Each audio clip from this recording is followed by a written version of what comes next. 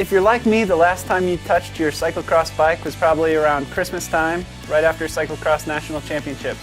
If it's been sitting in your garage the way mine's been sitting in my garage, there's a lot of work you need to do to the bike before you take it out for your first training ride. One thing I like to do is check all the bolts, make sure everything's tight.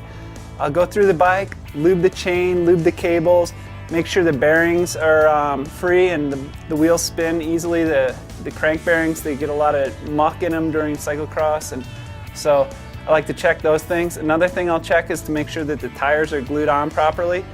Over the winter, the tires can get dry rot, the glue can get dried up and becomes less sticky, so you want to make sure those tires are glued on tight.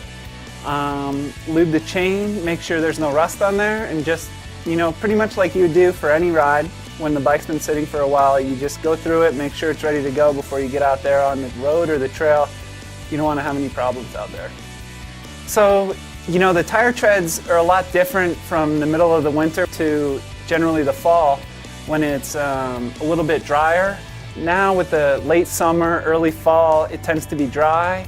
The trails are, they're dusty if anything. Rarely do we encounter any mud until, mid-November really. So I like to run a less aggressive tread pattern generally in the fall when the trails are firmer and dusty, versus when we get some mud, I'll switch to a more aggressive tire like a Terra tire. All right, so now you got your bike tuned up, and go through a couple things to get you ready for cyclocross.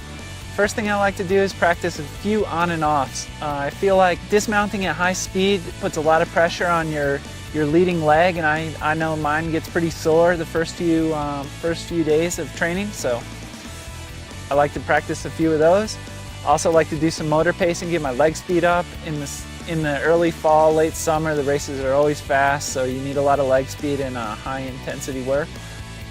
In addition to that, I like to do some running, just a little bit, switch up the training a little bit from mountain bike, and it gets those legs and those muscles used to the strains of cyclocross. And finally, I like to get out there on the mountain bike trails and kind of get my bike handling for the cyclocross bike dialed in. Spending the whole summer on the mountain bike, the feel and the handling of the bike is different, so getting used to the cyclocross bike before the races is great.